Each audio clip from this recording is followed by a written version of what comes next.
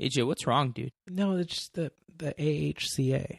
Can I tell you something important About the AHCA? I'm like dreading spending the next days, weeks, or even months of my life saying over and over again the AHCA. It's the worst acronym. It's the worst initialism in the history of the United States Congress. Why don't we just call it Trumpcare? Oh my God. Well, then I have to talk about Trump.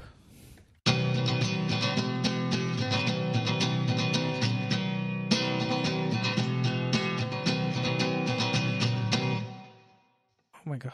Tyler just emailed me a bunch of links about the AHCA. Who's Tyler? She's a friend of mine. Oh. So I've actually kind of chosen to read just a couple of articles about the AHCA, and I know what the AHCA is. I know where it is and sort of the posture of Congress, and I've just decided kind of not to get worked up about it because, I mean, it doesn't seem like anybody in the Senate's getting too worked up about it. But almost certainly, so just for background, Trumpcare passed the House by a very slim margin. It's going to the Senate. It had 217 votes. Yes. That's not very many. Yeah, it was a slim margin. It's 217 to 12. 217 to 213, actually. 217 to 212, right? I thought it was 213, yeah. Oh my God. They blew it. The point is it's a slim margin, right? I mean, is there any dispute? It's going to the Senate. Actually, so Senator Grassley said that the Senate's not going to be voting on the House bill. Yeah. So they're just going to draft their own Senate bill. Yeah. Yeah. Presumably the Senate is going to have a version, and then they're going to have to conference about it, right? Yeah. And hold on. Is it, AJ, when you say this, they're not voting on the House bill, are they just going to redraft a bill and then send it, lobby it back to the House? Yeah. Well, totally. Okay. So here's what I think they're going to do. They're going to use reconciliation to bring up a healthcare bill in the Senate. So do you know the story about how the ACA passed originally? Because this is actually very interesting. Yeah, hit me with much that. more interesting than Trumpcare. Okay, so the ACA was passed through reconciliation in 2010, and reconciliation is a process where for certain spending and budget bills, the Senate can take up a House bill without the opportunity for a filibuster. And then because there's no opportunity for a filibuster, it only has to pass the Senate by a simple 50-vote majority. There's no 60-vote procedural motion to actually get the bill through the Senate. Okay, so the ACA was passed through the Senate through reconciliation. And what happened is that Barney Frank in the House had introduced some bill to do with the tax treatment for like property taxes or something. And that bill passed the House. And then in the Senate, they had a committee substitute that was the Patient Protection and Affordable Care Act. And then that committee substitute came to the Senate floor through reconciliation and passed with 59 votes or whatever it was, or 54 votes or whatever. And then that went back to the House, and the House voted it out. And then that's the ACA. And so the reason why the Republicans were not able to filibuster it is that by the most technical of definitions, it was passed through reconciliation. So for everyone who's ever heard the argument that, if the ACA, if the individual mandate is a tax, then it wasn't, it didn't originate in the House. Like, that's the argument. The argument is that the bill that was substituted in committee is so different that it's not actually the House bill. So that the spending provisions didn't originate in the House. But anyway, everyone who's ever sort of like heard that argument and thought it might be plausible, it's not plausible. You blew it. You blew it by believing that this thing might be plausible when it's not. But as I understand it, in order for this bill to go anywhere, the House, if the Senate changes this bill, it still has to go back to the House, and the House has to accept it. Yes, no, maybe? Right. Yeah. So because the House has passed a healthcare bill, Yep. that bill can be brought up in the Senate using reconciliation, even if the Senate then just substitutes in a completely new bill. Totally. They can still technically call it reconciliation, and then there won't be an opportunity for filibuster. Yes. But here's the trick. If the Senate changes the bill, it has to go back to the House. For reconciliation? Well, just in order for it to approval. become a law. Yeah, so the reconciliation is the process where Senate bills get taken up in the House without a filibuster. What you're thinking of is conference. Conference, yeah. Okay, so the United States Constitution has something called the presentment clause, and that says that legislation has to pass both houses of Congress and be presented to the president. The president signs or vetoes it. So that's the presentment clause. So the presentment clause has like two key provisions. One, the House and the Senate have to pass the same bill, and further, the president has to sign or veto it. Okay, so what happens when the House passes a bill and then the Senate amends that bill? Then the House and the Senate haven't passed the same bill. That doesn't meet the presentment clause. So what you have is the bill goes back to the House, and the House gets to vote on it. And the House will vote to say whether they approve of the Senate version of the bill. And if they do approve of the Senate version of the bill, then they vote it out. And now both houses of Congress have voted out the same bill, and that meets the presentment clause. If the House doesn't agree, then they have to go into conference, and so the Senate will appoint certain members to a select conference committee, and the House will appoint certain members, and the House and the Senate members will meet in a conference committee to hash out the difference between the houses on the bill. So anyway, but again, the bill will still have to be approved. It will have to be approved to get a bill that is exactly the same. Will have to be approved by both the Senate and the House. Right. And so that means that either the Freedom Caucus members will have to be pleased, or Freedom Caucus and the moderate sort of Tuesday group members will have to be pleased with what happens. Well, I think the thing we learned this week is that the Tuesday group will fold like a cheap suit once the Freedom Caucus get on board. Yeah, well, I think what will the Senate do? I think, and it sounds like the Senate is going to write a bill. So actually, I kind of read this situation maybe a little bit differently. I think the biggest issue for the Senate is not going to be the pre-existing condition issue. It's actually going to be what to do about the expansion of Medicaid. Okay, so that's good. That's getting into the details. Let's give like an overview, and then we'll do the details. Okay, so the House on Thursday passed the American Health Care Act, the AHCA. Tom calls it Trumpcare, which is sort of... I think we should call it Ryan Care. Oh my God, can we not call it anything? Okay, so... Paul Waldman for the Washington Post has called the bill, quote, an act of monstrous cruelty. It should stain those who supported it to the end of their days. And then he gives a summary of some of the things he does. The bill takes health insurance away from at least 24 million Americans. That was the number that the Congressional Budget Office estimated for a previous version of the bill.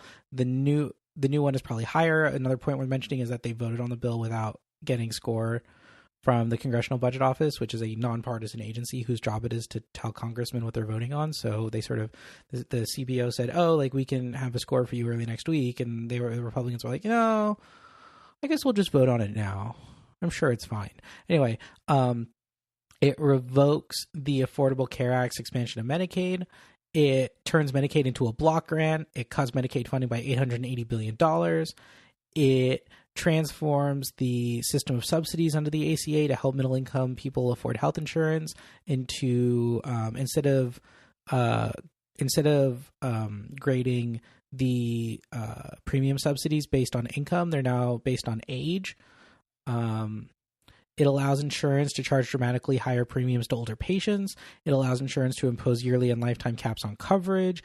It allows states to seek waivers from the ACA's requirement that insurance plans include essential benefits for things such as emergency services, hospitalization, mental health care, preventative care, maternity care, substance abuse treatment. The list goes on. The thing to keep in mind here is that it is a roughly $1 trillion tax break for the wealthiest Americans, paid for with a roughly $1 trillion reduction in healthcare spending for the poorest Americans. So what you're telling us is that it's tax neutral. It's cost neutral. Well, it has to be in order to pass through reconciliation. Although it's not actually clear when the CBO scores it if it will be eligible for reconciliation. I'm sure that's going to be a real thing. So it might be helpful. Hey, AJ, go ahead. Let me ask you a question. How much of the estimates on whether or not it's tax neutral come from proposed estimates on economic growth? Well, okay, so oh my God. When the Congressional Budget Office scores bills, there is there has been a long-held belief in certain corners of America that tax cuts pay for themselves for the most part or entirely because the tax cut stimulates the economy, and the economy broadens. A stimulated economy has a broader tax base, and so you can have lower rates that are paid by more people because more people are richer, and so you actually increase the revenues of the government by having a lower tax rate. If you want to learn more about this, Google Art Laffer. He's an economist. I mean, in the most technical of terms.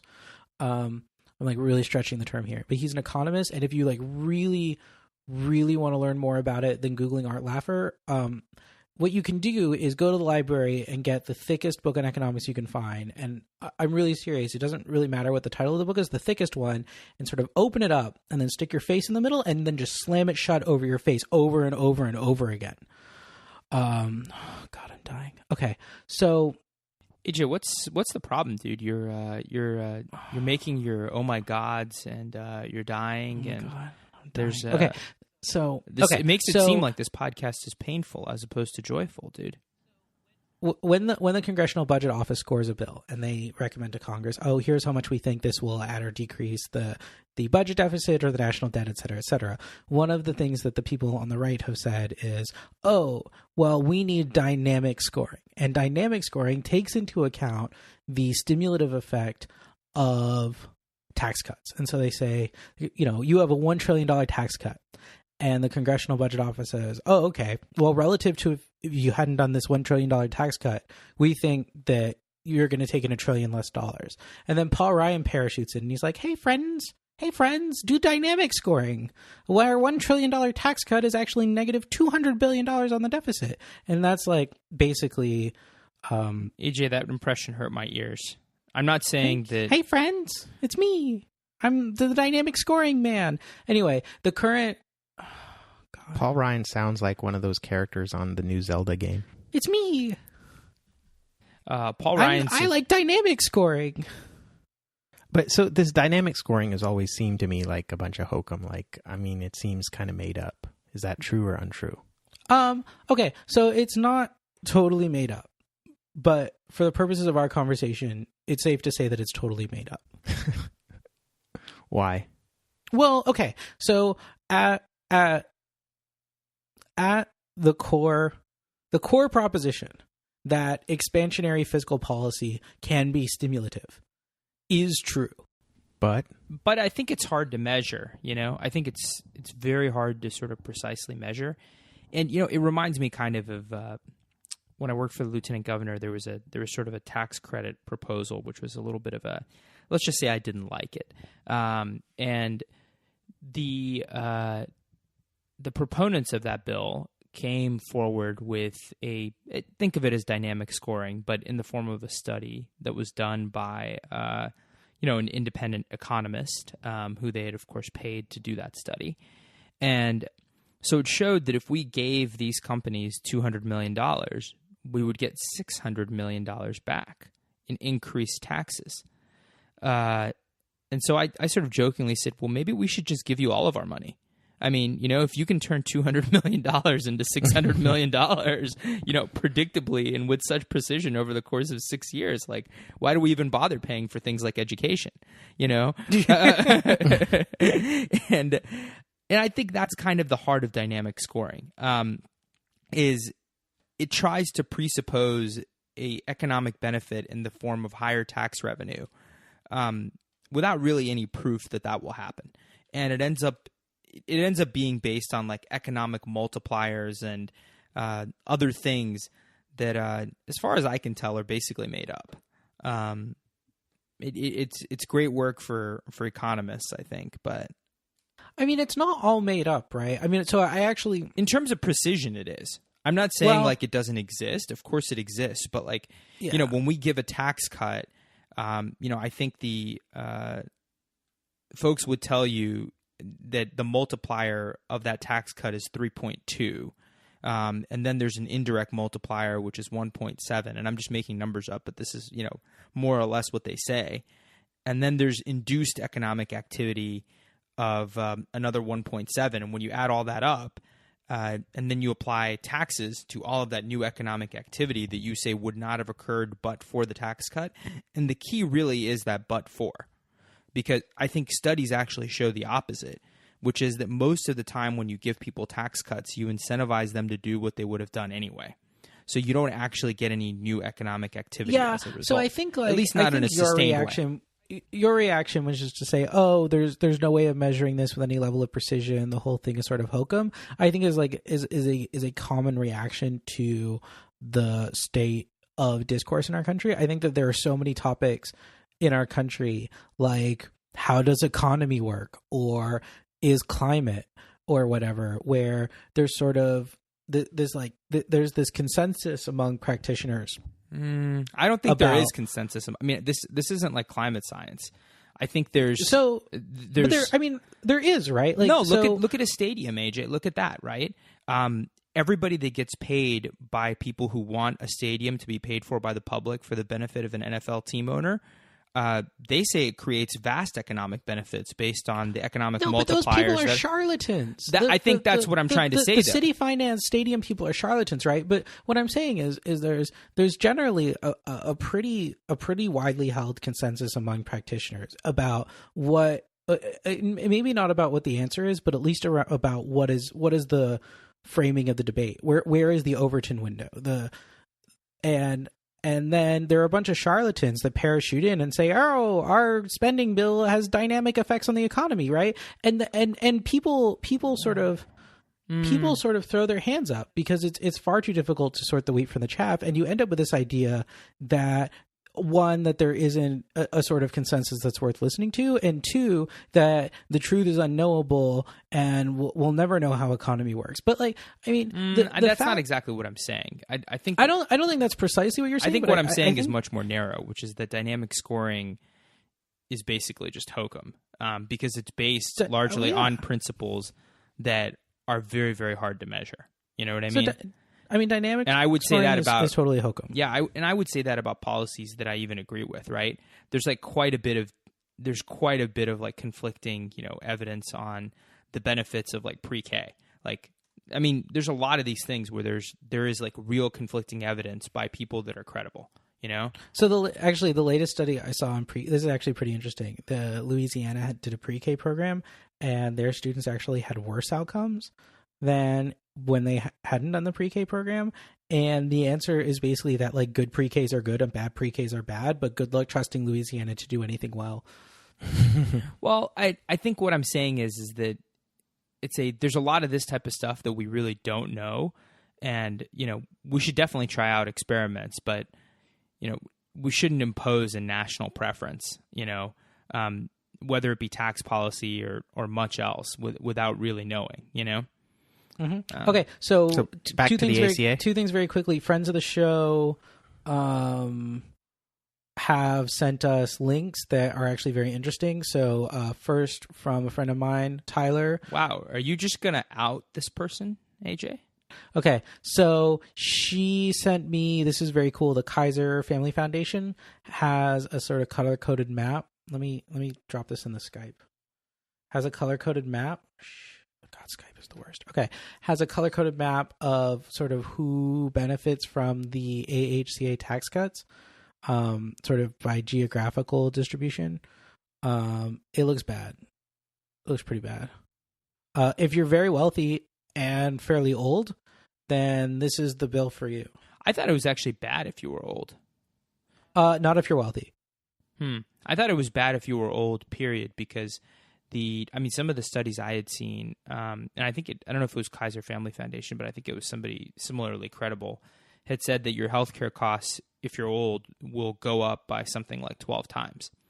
Because I think one of the things that the insurance companies under the Affordable Care Act, which I actually didn't know about, are not allowed to do is they're not allowed to charge more than 5 times as much for the oldest patients than they are for the youngest patients. Oh, okay. This is the millennial in me. I meant middle-aged people. Middle-aged people, like if you make $100,000 a year and you're middle-aged, over the whole country, your net premium change is like negative $500. But if you're in your 60s, your net premium change is like plus $8,000. Well, a couple thousand. Anyway, wow, it's, like, actually really catastrophic. good for. This is a really great map. Wow. Yeah, this is listeners, dope. Listeners, No, I this is encourage great. you to check the show notes. Yeah, check the show notes. Okay. But so it's actually best for if you make. At least this is the best I've come up with. If you make $75,000 and you're 40 years old, the net premium change is something like $3,000. Oh my God. So that's the sweet spot. Look at if you make 20,000 and you're 60 years old. Oh, is it gonna be like It's super really blue? bad. It's like 25,000. Oh my God. So God, actually, these people want. so hold on a second. So let's say if you're 20, so let's just look at the difference, right? So like 75,000 and you're 40 years old, there's a net premium change of $3,000. Then let's say that. I mean, it varies geographically, right? No, So I don't actually, it wanna, like, doesn't. say those numbers definitively. No, actually, I would. It actually, if you look at that, like do that variation, it's 3,000 pretty much everywhere across the country, except for a Oh, couple dude, places. except for where we live, except in like Central Texas, except in McCullough County, San Saba County, like literally in Colorado, Burnet, Texas, like right next to Washington, Austin. Wow. Kendall. Actually, I think Travis is okay, guys. It's Comal What is so County. special about those counties? I don't know. Why is that? That's a really good question. I don't know. Okay. But so what were okay, you saying? so what I was saying is like it seems like the sweet spot. I think it's worth comparing a 40-year-old that makes $75,000 under the AHCA. Your premium goes down by $3,000 almost universally across the country. Okay. Now let's say you make $20,000 and you're 40 years old. I think the differences will be that stark. They are pretty much for most of the country. Your premiums go up, between let's say $3,000 and $6,000. Dude, this Kaiser, this KFF.org thing is like totally off the chain. Okay, the one other really interesting link that I think is worth sharing is Joe Kennedy III. He is the grandson of RFK and the great-grandson of Joe Kennedy, the ambassador to the United Kingdom. He wrote an article about mental health, and I just thought he's got like I don't know, he's just doing a good job. He's like out there being a Kennedy, and you're like, oh, like I'm ready. Thank you for this, Kennedy. Oh man, if you're a tech bro, this is great for you. Like you should love this bill. Well, if you make $100,000 in California and you're in your 20s, yeah, you save like $1,000. Like you make $100,000, you're 27 years old, dude. If you were a tech bro, this is sort of where it's at. This is where it's at. I mean, one way to look at this data is that really this law encourages you to make more money because if you don't, you have to pay more money. Yeah.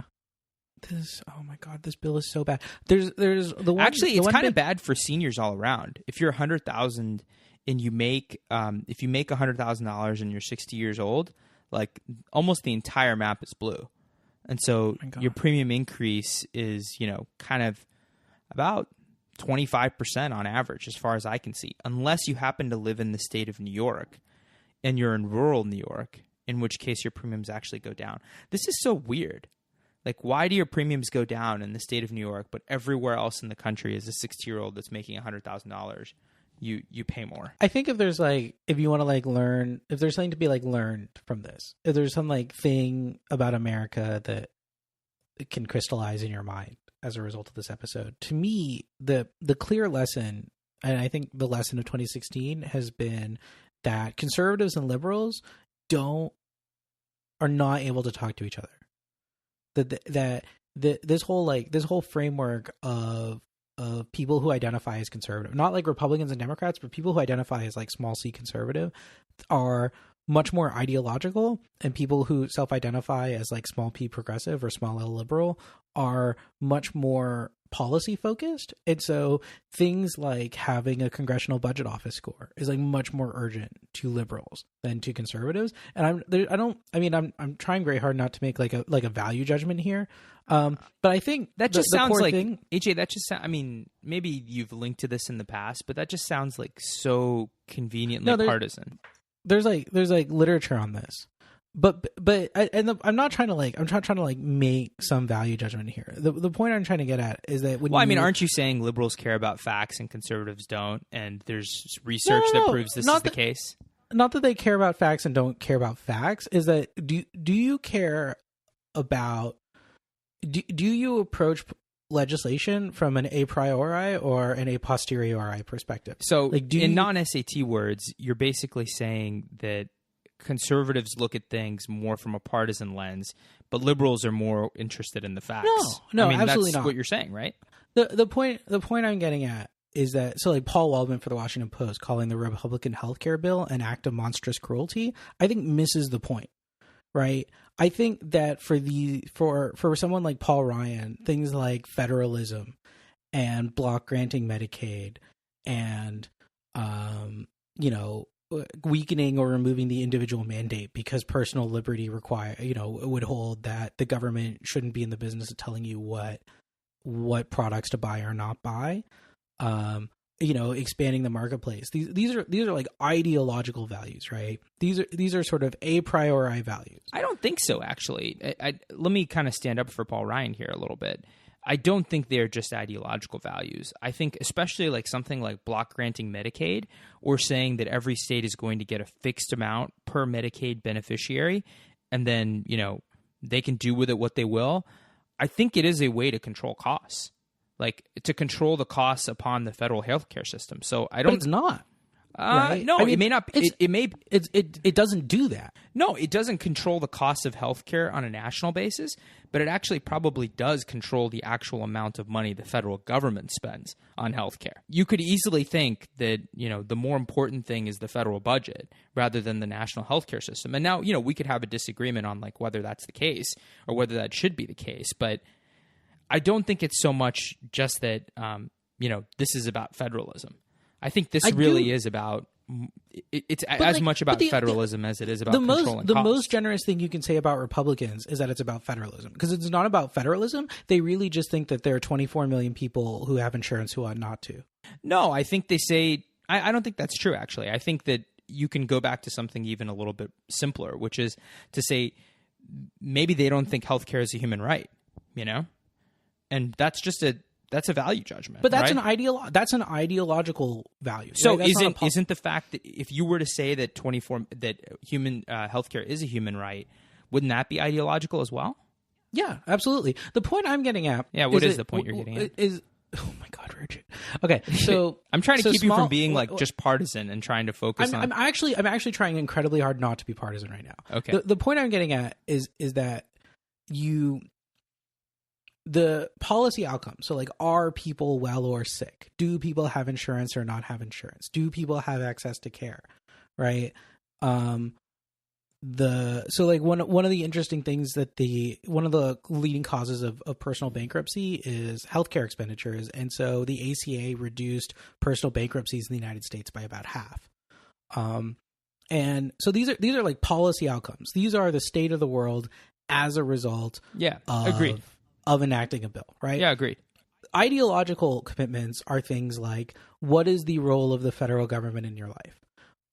What is the relationship of the federal government to the states? Should the government tell you things that you should buy or not buy? Right? Like, these are sort of questions that are divorced from empirical measures of society. Right. These are things that are divorced from, do people have or not have health insurance?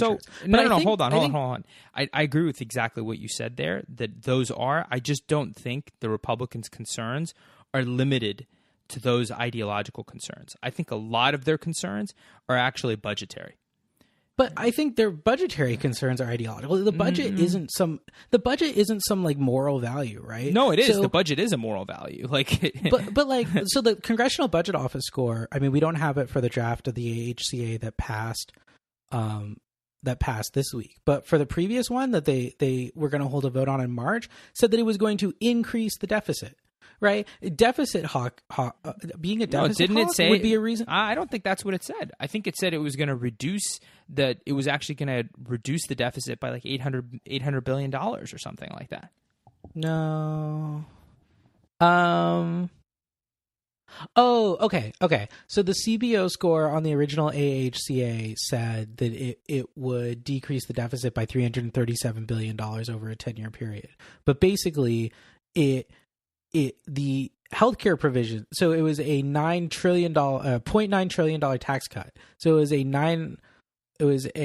$900 billion tax cut and a $1.2 trillion decrease in spending. Right. So let's put that point aside. I'm just going to edit the whole thing out. Okay. The point I'm getting at is that if these people were interested in the policy outcomes, if they even assuming Richard's argument that the federal deficits for them are like a moral failing and blah blah blah blah blah, right? Wouldn't you want to know the effect of the bill on the federal budget? Yeah, before totally voting agree. on it? Yeah, I mean, I think I totally agree with that. So I'm just I saying think it's not as simple as you're making it seem, which is that these guys are a bunch of ideologues that don't care about people's health care. I think no, I'm not saying they're a bunch of ideologues that don't care about people's health care. I think that they think that sort of process, to a certain extent, like process is substance in this, right? That there is no policy outcome that warrants having something like the individual mandate as this sort of massive intrusion into people's organizing of their own lives, right? The point for them is that it's not that people care about ideology and don't care about policy, or care about policy and don't care about ideology, but how do you weight those two variables, right? So when the thing I really wanted to say is that for Paul Waldman to say that the Republican healthcare bill is an act of monstrous cruelty is true, but is also not useful, right? That it's not something that basically liberals and conservatives can't talk to each other because they can't talk on the same terms about topics in politics, and so it's sort of pointless. I've just sort of given up on the idea that like Paul Ryan can be reasoned with by a liberal. That's the point I'm getting at. It's not that Paul Ryan doesn't care that 24 million people are going to lose health insurance. He just thinks that federalism is more important. No, again, that's where I don't think it's that he thinks federalism is more important. I think he thinks budget deficits are more important. And maybe that difference doesn't matter to you, but I think it does matter in the sense that it may mean things aren't so bad that the two sides can't talk to each other in the way that for a person who cares about budget deficits, why is he sponsoring a $1 trillion tax cut before the budget is balanced? I think he very clearly thinks that will lead to more economic growth. I think that's why. I mean, I think he's wrong. But it's like flim flam, right? It's just hokum. The whole thing's hokum. Right. So I think your interpretation is much less generous than mine. Your interpretation is that Paul Ryan's an idiot. Yeah, that's right. I think he's wrong. He cares about these things and has no idea how to achieve them. Yeah, actually, that's true. Actually think, right, like, at least I've identified the things that Paul Ryan is achieving with competence, right? I mean, if Paul Ryan's chief concerns are like federalism or whatever, then he's actually achieving those things with some level of competence, right? The Paul Waldman interpretation is that Paul Ryan is a heartless monster, and your interpretation is that he's an idiot. Yeah, I think that's right. I think Paul Ryan is... I am the generous, nonpartisan one. But AJ, for every example of a point where Paul Ryan doesn't care about the budget, couldn't you find another example of where he was skirting federalism? I'm sure you could. Yeah, I guess. I know.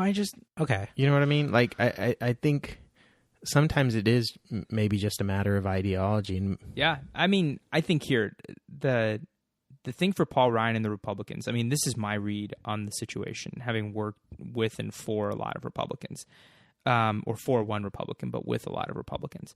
My sort of read on this situation is that so Tom DeLay wrote a piece maybe 2 or 3 weeks ago, right? And he wrote a piece to the effect of healthcare is not a human right.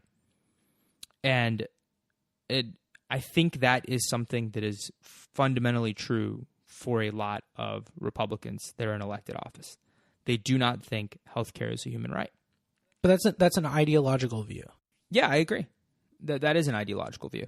I think some of them maybe don't really have a view on whether healthcare is a human right, but they do think that our budget deficits are very high and are likely to get higher, especially as it relates to Medicaid. That's why I think this bill is really about Medicaid. It's not about Obamacare. Because what it does to Obamacare is it just sort of screws it up, but it doesn't really mess with it in a fundamental way. And by that, I mean... Doesn't it get rid of the individual mandate?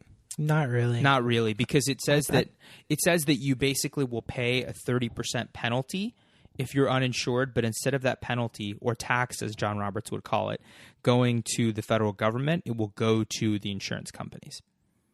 So it doesn't actually change the mandate feature. You still have a penalty, you just pay it to someone else. Maybe it's a little less, maybe it's a little more. So it pays it to some random insurance company? It pays it to the insurance company that you eventually go get insurance with. So let's say you have a gap. What if you never get insurance with an insurance company?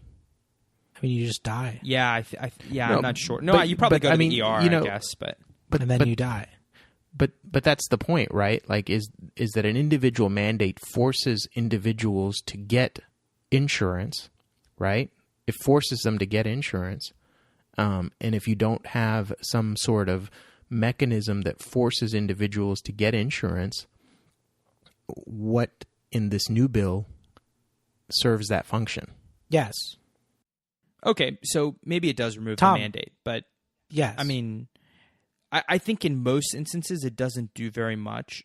And the other thing the other central tenet of Obamacare was covering pre-existing conditions. Doesn't this bill remove coverage for pre-existing conditions? So I don't think it technically does that. Can't you deny individuals? It's complicated. Yeah, so what it does, it lets states opt out of essential coverage, and it lets states opt into setting their own frameworks for pre-existing condition coverage. Yeah. So it allows states to make that decision. So the central mandate or one of the central pieces of Obamacare was that it would force insurance companies to cover people even though they had pre-existing issues. Under this law, is that true? Depends on what the states do. So the answer to my question is no, it's not true. Yeah. No, it actually does not change the status quo. No. Hold on, Tom. Part of the poker game between the Tuesday Group and the Freedom Caucus is the question of whether any state is stupid enough to actually opt out of the essential benefits package.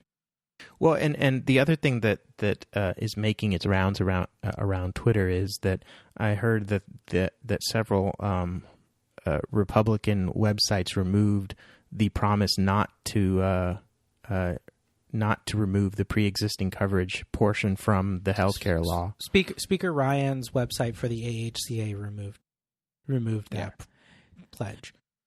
It seems like what this law is doing is on one side removing the individual mandate to get health insurance, and then two, creating a transfer of wealth from individuals to insurance companies. Well, right? And from the poor to the rich. And from the poor to the rich. And then two, really removing that protection people had that you could get insurance coverage even if you had a pre-existing condition. And I know you're saying, well, leave it up to the states. No, right? I don't like the policy decision. I'm just saying it's not the same as what you're saying. It is not. I think it is the same as what Tom is. It is the same, right? It's because not. And hold on. Under one law, you had a right as a matter of law to get coverage even if you had a pre-existing condition. Under the new law, you no longer have that right. No, I think that's not true, because it is true. It is true. No, it's only true. It's only true if the state in which you live decides to act. Hold on. What Tom is saying is that the federal government used to guarantee you coverage at the same price, even if you had pre-existing conditions, and the federal government will no longer. I actually don't think it was at the same price. At the same price. Are you sure it was at the same price? The term of art for that is community rating, and it was a big component of the ACA.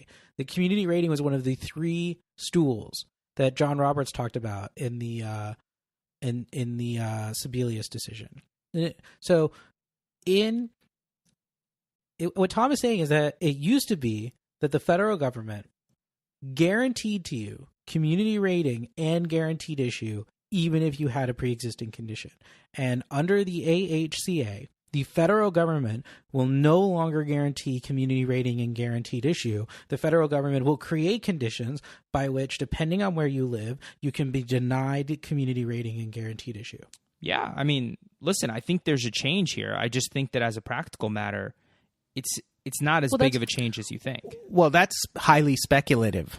That's the poker game. That's the poker game between the Tuesday Group and the Freedom Caucus. No, right? I agree. Rich, that is incredibly speculative on your part to say that.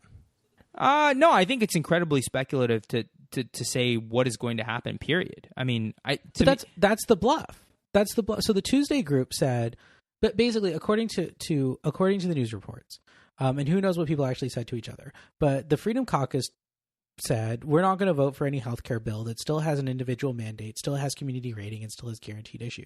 And the Tuesday Group said, we can't vote for a bill that doesn't have an individual mandate, guaranteed issue, and community rating. And so the bluff, the game of chicken that they're playing with each other, is that the compromise between the Tuesday Group and the Freedom Caucus is that we'll do a bill that lets states decide whether to have guaranteed issue, community rating, and an individual mandate. And the question is whether any states are actually going to do it or not do it, right? But playing a game of chicken with, I mean, there are states that do the dumbest things in the world. We just finished talking about how dumb Arkansas is, right? We live in Texas. We live in Texas. So elite. So elite, AJ. We live in Texas of all places, right? Like you and I know, Richard, you worked in the highest levels of state government in Texas. Like, you saw firsthand all of the dumb things that everyone wanted to do. And you're telling me that in the great laboratory of ideas. No, I think Texas will definitely try to repeal. They will definitely try to do that. I agree with you. I mean, yeah. I guess what I'm trying to say is that there's another part of this that's not being discussed that is actually probably as important, if not more important, than what happened with the AHCA. And what is that? That is part of the AHCA, but which isn't really Obamacare per se, and that is Medicaid expansion. And I think it phases it out. The AHCA phases out Medicaid expansion. Yeah, I think that is probably the biggest reason why this bill is going to die, because I don't see, Senate. I mean, and you're hearing this, right? You're hearing this from senators. They're saying we're writing our own version of the bill, and the Freedom Caucus isn't getting on board with this bill unless it kills Medicaid expansion. That's been something that has been absolutely needed for them, period. And that's why I talk about it as a budgetary issue, because to the extent that they want to balance the budget or do whatever it is that they want to do, they cannot have the added expense from Medicaid expansion. Because what Medicaid does is it covers, it provides healthcare services paid for by the state largely, or by the state and federal government largely, on behalf for poor and disabled people. And what Medicaid expansion did is it expanded the eligibility of who could get Medicaid. Yes. And so one of the reasons, or one of the ways in which Medicaid expansion was sold to the states as sort of a no-brainer, which it basically was for the states, was states, you go ahead and expand Medicaid. You'll pay 10% of the cost. We, the federal government, will pay 90% of the cost. Mm-hmm. And so if that is not rolled back, that is a perpetual increased entitlement program that the federal government will be paying for. Yeah. I mean, that is absolutely true. And so I'm saying that states like Ohio, senators like Rob Portman, are not going to support a bill that guts Medicaid expansion. And the Freedom Caucus isn't going to support a bill that keeps Medicaid expansion. And that's why I think this is all, for the most part, all for naught. I mean, I think this bill, the differences between the House and the Senate on that issue alone are completely irreconcilable. They make you say that, Ruchit, but mm-hmm. The entire GOP ran on a policy of repealing Obamacare. Now they have control of both houses of Congress and the presidency. I just have a hard time imagining a scenario in which something does not get through. I mean, they will have to agree on. I mean, there are just core issues that the Senate and the House they don't agree on. I mean, and they're not going to agree on. You say that now. I mean, I thought there were core issues that the Tuesday Group and the Freedom Caucus wouldn't agree on, and here we are. Well, I think that those core issues are somewhat peanuts compared to the issue of Medicaid expansion, because the Tuesday Group can sort of talk all they want about how, well, listen, we can't have people's pre-existing conditions, or people's coverage for pre-existing conditions taken away, and they can get some sort of like compromise on that, I suppose. But that's completely different from whether or not states that expanded Medicaid are now going to either have to roll that back, or instead of paying for 10% of the cost, they're going to have to pay for 100% of the cost because the federal government said we don't want to pay for it anymore. All right. We've been recording for an hour. You want to do Supreme Court? Yeah. All right. Supreme Court. Here we go. We have 3 cases this week. Oh, God. Dude, I'm so excited. This is my favorite part of every episode. So same here. So the first case is McWilliams v. Dunn. And the issue in McWilliams v. Dunn centers around another Supreme Court case called Ike v. Oklahoma, which held that the Constitution requires that a state provide access to a psychiatrist as an expert on the issue of insanity if a criminal defendant, cannot otherwise afford one. So that's sort of the law of the land. So this is, hold on, Tom. So this would probably be does this root from the same law of the land that gives you right to counsel? Like this is kind of just right up there with Gideon, I guess? Yeah, sort of. It's this idea that you have this constitutional right to a psychiatrist assistance on the issue of sanity. The issue in McWilliams is whether the Ike v. Oklahoma decision requires that the expert be independent of the prosecution. Oh my God. So, yeah.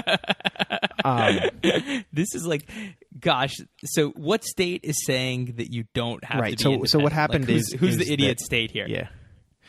Oklahoma. Oh, well, no. So Oklahoma was the original. The original. But let me go through what happened. All right.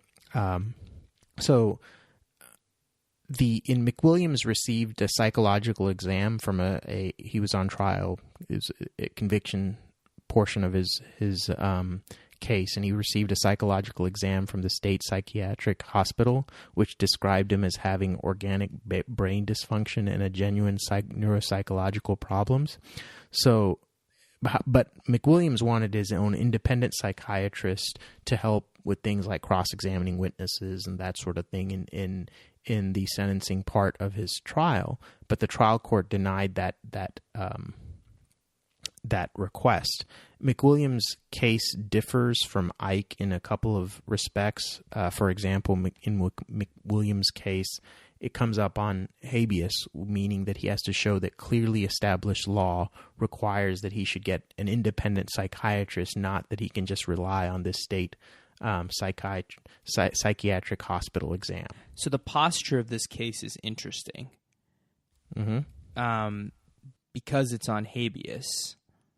Because I guess you said habeas requires that it be a established law? Yeah, sure. The entire issue in this case is whether Ike v. Oklahoma is clearly established law requiring that not just any psychiatrist will do, but rather a independent psychiatrist will be required, right? And in Ike v. Oklahoma, this was a case that involved a defendant who planned to raise a insanity defense, and he requested the assistance of a court-appointed psychiatrist, and the Supreme Court ruled that, yes, as a matter of constitutional law, the defendant is entitled to a court-appointed psychiatrist if he's trying to present an insanity defense. I'm ready to vote. Are you? Yeah. What's your vote, Ruchit? 9-0. What did the lower court decide? Sorry. The lower court in McWilliams was the 11th Circuit, and they decided against McWilliams. 9-0 reverse. So 9-0 for McWilliams? Mm-hmm. Could be 7-2 as well. I think Gorsuch could be a... You have to pick a horse and ride it. 9-0, dude. Okay. AJ? Oof. Oof. God. Oof. Really? Wow. It's a good case, dude. Oof. It's a good case. I'm starting to appreciate why they have the highest court in the land make these decisions. It's a tough case because I think Ike v. Oklahoma clearly requires that there be psychiatric assistance, right? But the entire issue in this case is, well, is that clearly established that the psychiatric assistance be a part of team defense, right? As opposed to team prosecution or independent of either of those two. I'm gonna say 7-2. It has to be independent. So 7-2 McWilliams? Reverse. 7-2 reverse. Okay, 7-2 McWilliams. Who are your two dissenters, AJ? Thomas and Thomas. Just Thomas. He writes 2. He couldn't figure out which clerk he likes more, and he publishes them both. I think Gorsuch is going to dissent. Oh no, I guess my serious answer is Thomas and Alito. I think it's going to be 6-3 McWilliams. You know. Wait, so we all agree? I think we all agree. I don't remember exactly my rationale. I wrote this down a while ago, but I generally stick with it because I think there's going to be enough votes on the court to say that just to affirm Ike and the idea that a psychiatric assistance is necessary, right? But I think there are going to be some conservative holdovers who don't believe in Ike at all. I got a pretty interesting case, if you guys are ready to move on. Yeah. Oh, yeah. Okay, this is Mass-Lenjak v. United States. Oh, I'm going with the United States. Okay, well, the issue in this case is, may a naturalized American citizen be stripped of her citizenship in a criminal proceeding based on an immaterially false statement? Dude, okay? I read about this case, and it's been making rounds. Dude, I'm just so excited for what I think is going to happen in this case. But I think our audience deserves to know. Yeah. Let me give a little background, right? Please. So the Mass-Lenjaks are a family who told immigration officials that their family would be prosecuted by the Serbs, and that the husband feared that he would be conscripted into the Serbian army. At the time, however, he was actually a member of the Serbian army, so he was lying about that. They were granted refugee status and came to the United States in 2000. Shortly after, Mr. Mass-Lenjak was removed when it was discovered that he was actually part of the Serbian army, in which he was involved in the genocide of Bosnian Muslim civilians. Then, after that, Miss Mass-Lenjak applied for U.S. citizenship, representing that she had never supplied any false or misleading information to gain an immigration benefit, right? She was granted citizenship in 2007, but was indicted under 8 U.S.C. 1425A, which makes it a crime for her to knowingly procure or attempt to procure, contrary to any law, the naturalization of any person, right? So this case comes out of a circuit split. The Sixth Circuit below held that a citizen can be stripped of their citizenship based on an immaterial statement.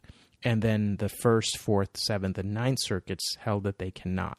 Okay, so the entire issue in this case is whether or not the thing that you lie about in order to get your citizenship, or in the process of getting your citizenship, has to matter, right? Has to make a difference in terms of whether or not you would have gotten your citizenship, right?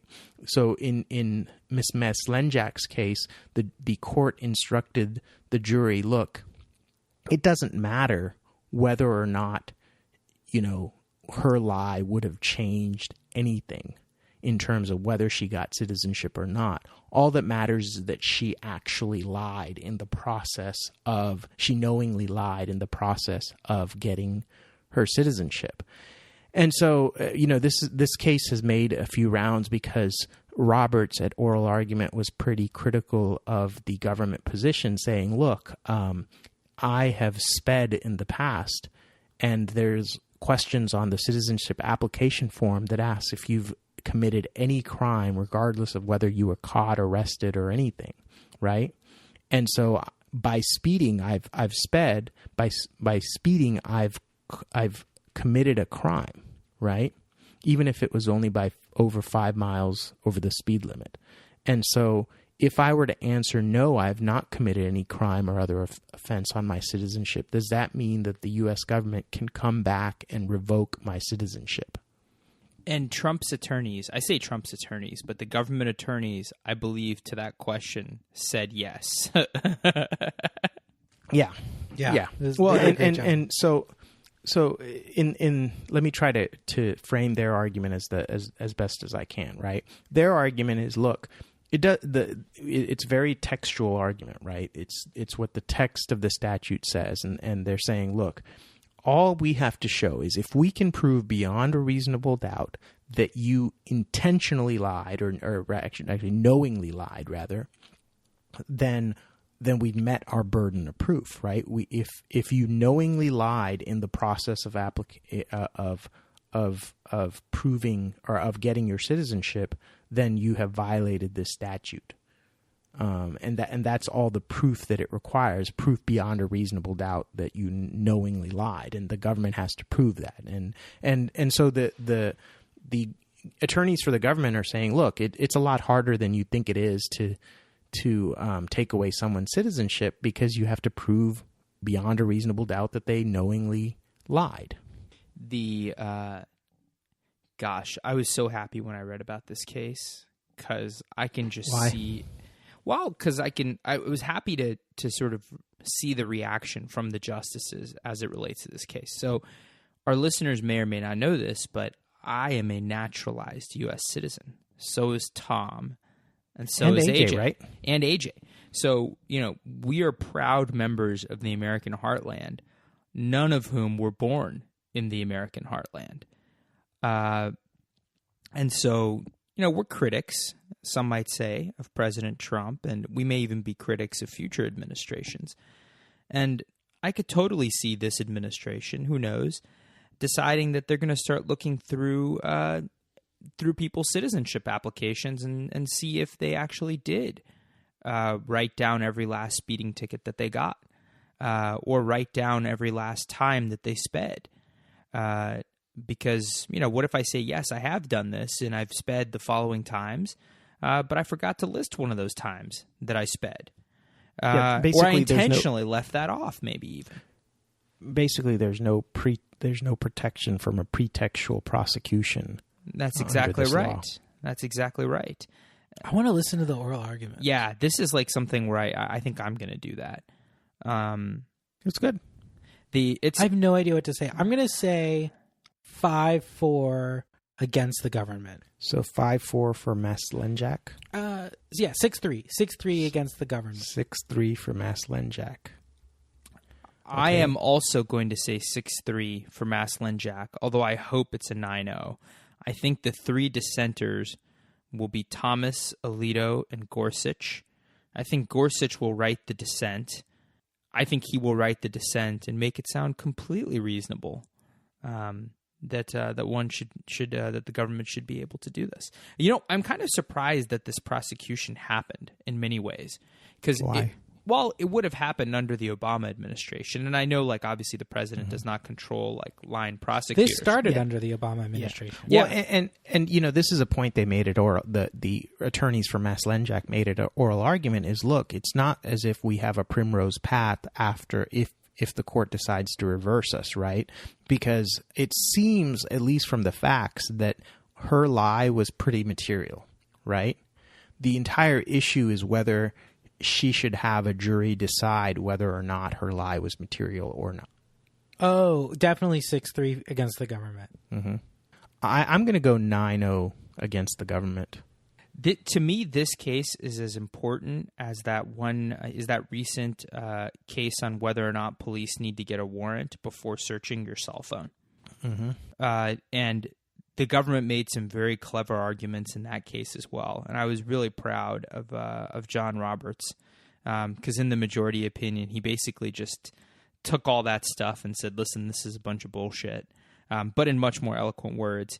And he said, we have a simple rule. If the police want to search your cell phone, they should go get a warrant. Yeah. All right, next case. Next case. This is the last case for today. This is BNSF Railway Company versus Tyrell. Okay? And the issue in this case is whether a state court can exercise personal jurisdiction over a railroad company under the Federal Employees Liability Act, wherever the company does business, or under the Supreme Court precedent of Daimler AG versus Baumann, only where the company is at home, that is, their principal place of business or incorporation. So there's a lot to unpack here, I know. So first is the idea of personal jurisdiction. Before a court can exercise personal jurisdiction over an individual, a person, whether they be a company or not, they have to have either specific jurisdiction or general jurisdiction. Specific jurisdiction is the idea that, look, I go to the state of Oklahoma and tort AJ in the state of Oklahoma, right? AJ can sue me, even though I don't live in Oklahoma, I don't really have any contacts in Oklahoma.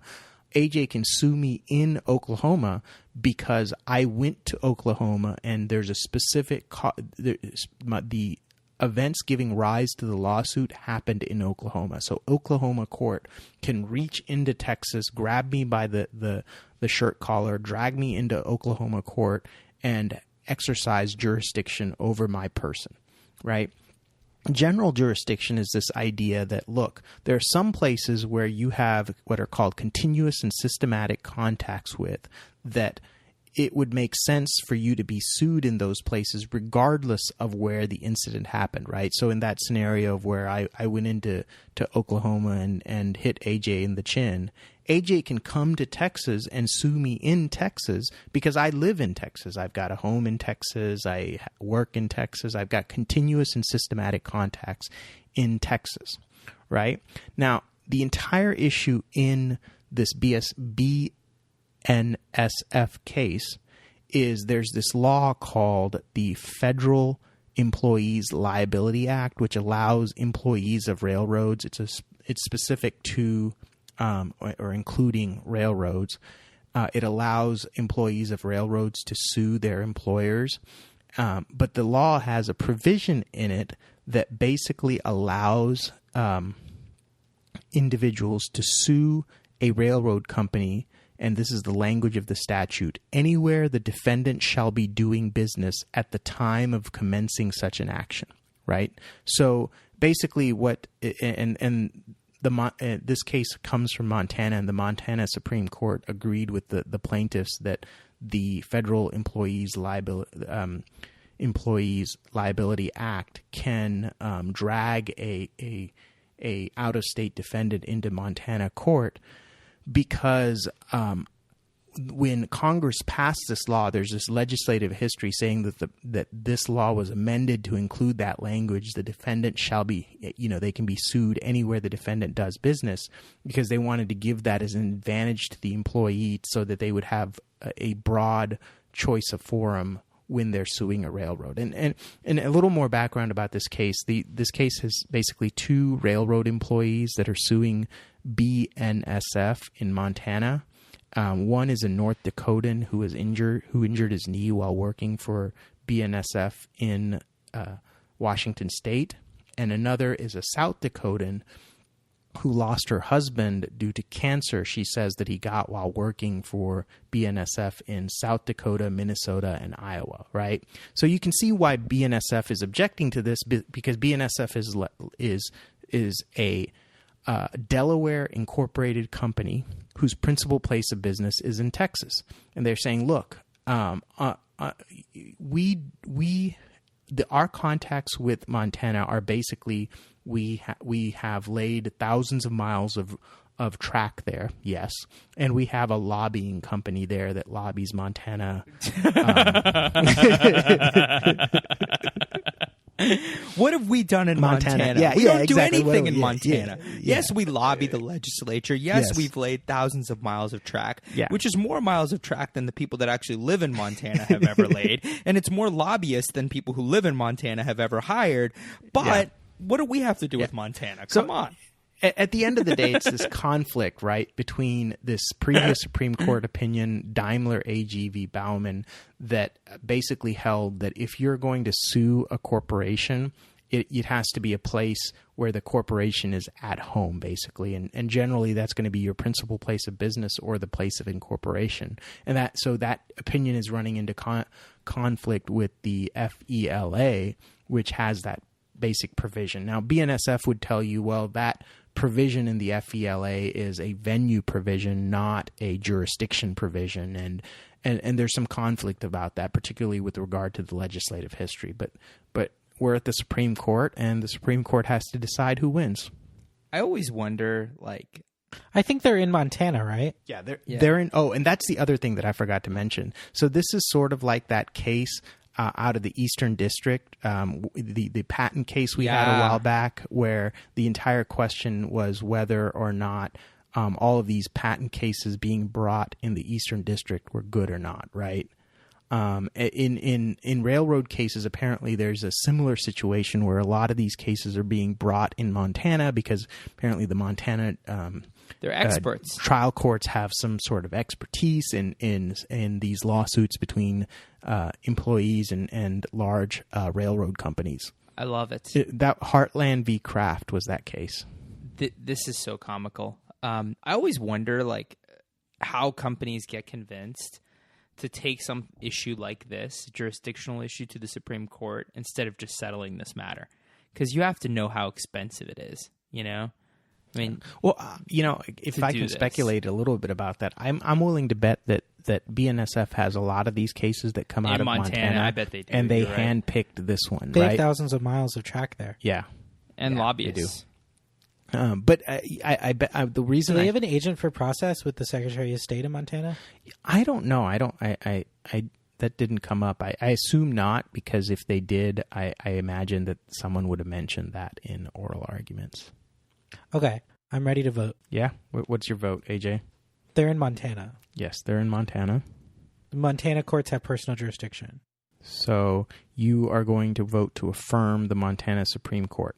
Yeah. So what's your vote count for Tyrell?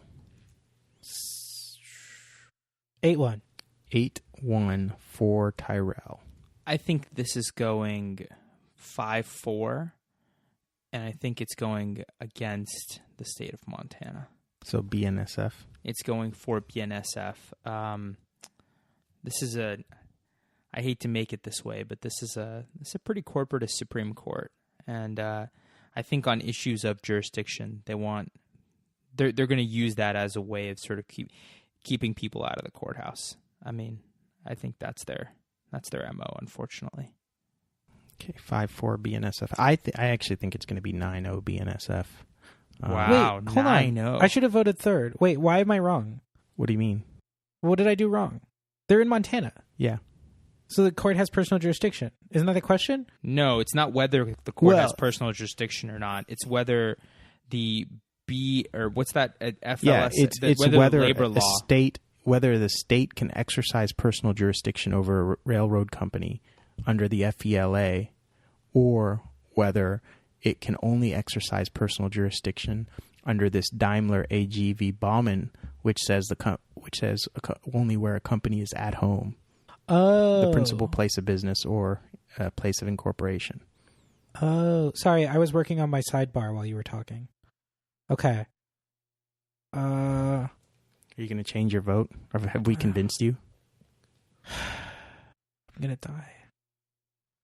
I don't know. What would you vote if you were me? I mean, I had my own vote, and I voted 9-0. Presumably, if BNSF, if I were you, I wouldn't have changed my mind, but I don't know. Maybe I would. Rooch, what should I do? What do I do? I don't know, dude. I mean, I hope you're right. I hope that it goes with Montana. I just think the swing on this one is Kennedy. Yeah. So how do you think? Because I think it's going to be 5-4. No, Rooch, I agree with you there. I think it's probably good if Montana wins. And it could be so. The way I would imagine a court would craft a Montana opinion, right, would be that it would be limited to railroads and it would be limited to the FELA. No, this sounds bad. I'm going to keep my original thing. You're going to go 8-1 Tyrell. Yeah. Okay. Well, that was this week in Supreme Court. Sidebars. Sidebar. I got a good sidebar. Okay. My sidebar is Delicate Steve. Delicate Steve. Who's Delicate Steve? Yeah. Yeah, what is that, dude? Delicate Steve is the name of a recording group. It's mostly fronted by their frontman is named Steve. I forget his last name. He's from New Jersey. But anyway, they have their latest album came out this year. Their latest album is called This Is Steve. And on the YouTube channel for their record label, Anti Records, there's a music video. It's a 28-minute music video for the entire album. It just plays the album straight through. But the premise of the music video is that Steve is like sitting in a chair playing guitar, and then like the guitar, like the chair keeps moving around, and the guitar keeps moving around. He's like sitting there, like it's good. It's good. It's like it's good if you want to hear the good music and you want to see his chair move around. It's a blue background. He's sitting in front of a blue background. Is this like that guy who did Chocolate Rain back in the day? Imagine if like Chocolate Rain were very good guitar music. Oh, okay. Rooch? So mine is a Washington Post graphic and article, 6 maps that show America's infrastructure. And so this is pretty cool. You see kind of like where the nation's power plants are. You see where the nation's airports are. You see the way that the electric grid works, or not works, but is. You get to see all the bridges. You get to see all the pipelines. It's you get to see all the railroads, which it seems do go through Montana, although are not labeled as BNSF railroads. And then ports and inland waterways. Anyway, these are pretty cool images, and it relates it back to a potential infrastructure plan. But anyway, it's pretty cool. Tom, yours is really freaky. So yeah, so I have a sidebar, and it's a NPR article, I believe, about this strange disease that emerged when people became cannibals. So they first discovered this in Papua New Guinea when people started dying of this disease called kuru. And what they discovered is in many of these villages, when a person died, they would get cooked and consumed, and it was supposed to be this act of love and grief. But as one medical researcher described, if the body was buried, it was eaten by worms. If it was placed on a platform and it was eaten by maggots.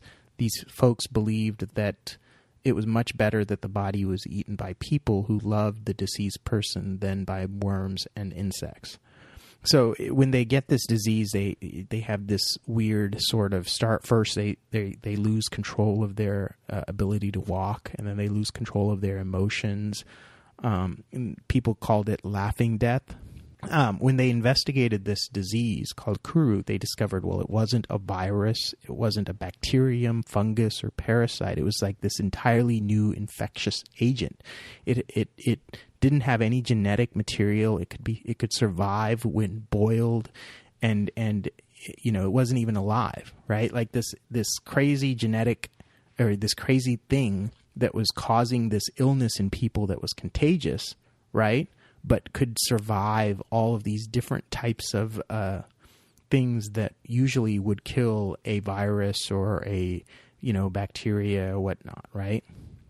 And what they discovered is that what was causing it were these twisted proteins called pyrons, capable of causing the proteins in human nerves to contort similarly, and eventually killing them, leaving the brain with these holes like a sponge. It's similar to what happens when you eat mad cow disease infected meat, or from an infected cow. But it's what I found interesting about this is that it's crazy that you have this disease that's not a virus, bacterium, fungus, or parasite, or really it was an entirely new infectious agent. That's my sidebar. It's kind of depressing, but I'm sorry. I guess we can watch Delicate Steve to get our mood up. I'm watching Delicate Steve. Rooch, have you watched Delicate Steve yet?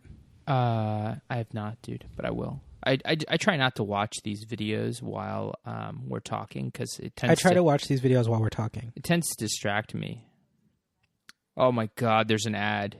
To be honest, Delicate Steve doesn't look very delicate. He's got a gentle soul.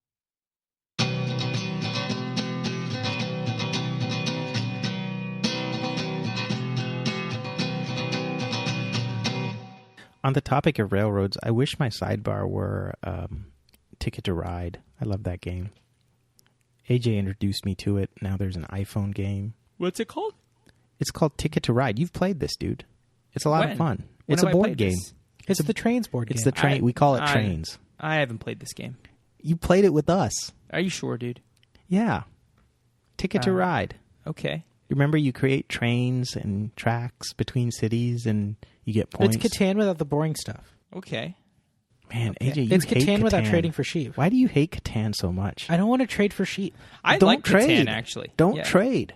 Nobody said you have to trade. You Yeah. can be a protectionist, dude. That's fine. No, you don't. No, but Don't I trade. need sheep. I need sheep. listen, I've got to listen. No, look. I've got too much brick, and I need sheep. Listen, AJ, there is no federal mandate that requires you to purchase cheap. No, I don't want to trade for sheep. I just want to get sheep. Well, then, do what you got to do, right? I'm watching Delicate Steve.